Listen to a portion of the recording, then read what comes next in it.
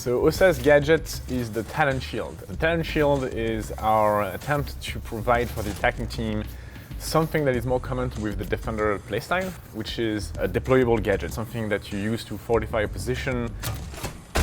This original fantasy of attack and defense is still quite strong, but we also know that attacker in Rainbow Six Siege needs to secure the map, needs to take forward position, needs to flank watch once they've done that. And the idea of bringing a gadget that inherently feels like a Defender gadget, but on the attacker side, allows us to reinforce that playstyle.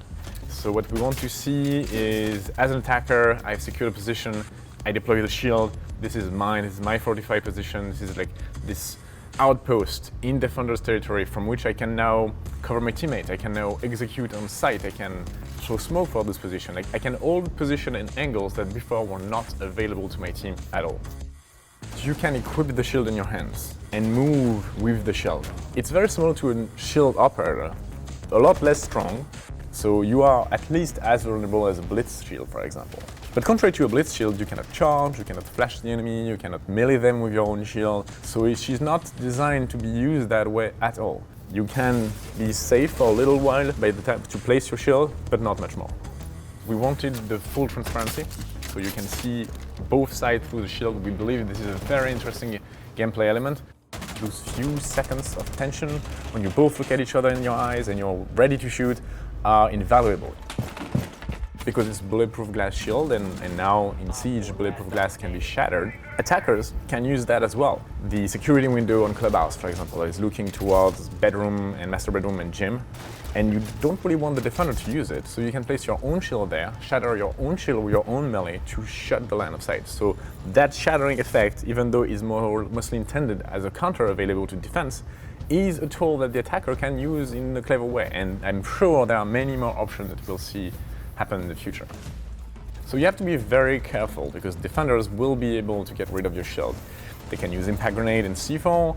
Those are explosive. They're gonna wipe the shield right away. If you're behind it and the C4 explodes, you're in a very tough spot. Tachanka, like smoke for example, if they see someone, and they will because the shield is transparent, they can literally smoke you out. And that's very risky for you. So OSA is not a guaranteed safe spot.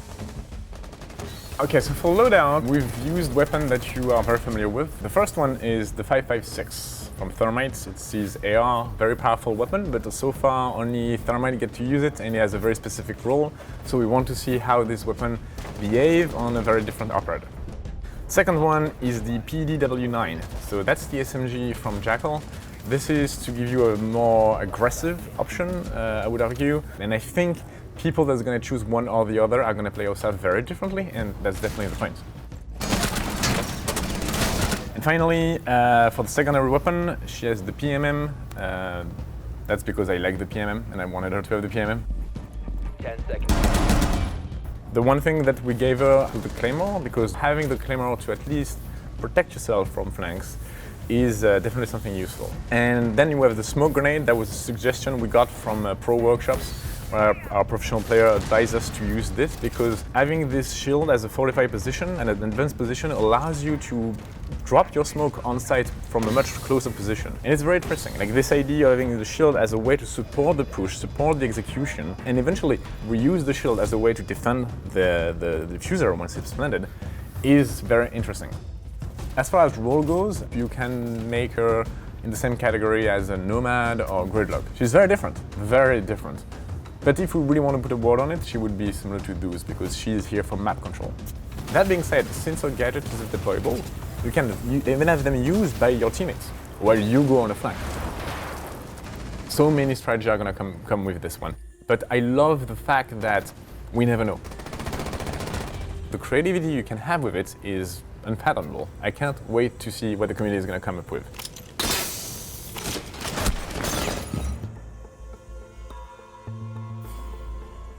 OSA is a character that's been behind the scenes of Rainbow for a while now because Nighthaven has always been known for its top-of-the-line technology. She's actually the one who designs most of it. So she's Nighthaven's tech genius. She founded their R&D department called Quantum Concepts and Robotics, or QCR for short. Kali's Level, Wamai's Magnet, Aruni's Prosthetics. She made those things. OSA's from Croatia. Her name is actually Anya Katerina Yankovic. Her family, the Yankovic, are owners of an international toy store brand.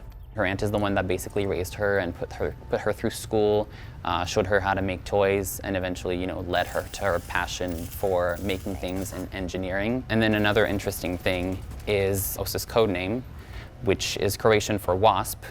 It doesn't really have anything to do with her career or her path or anything that she does. It's a symbolic thing. She chose the name herself because she feels like other people see her as like standoffish and hostile almost, but really she just wants people to know that she's just very protective of her personal life, and that if you give her space, she'll give you space as well, and she'll respect you.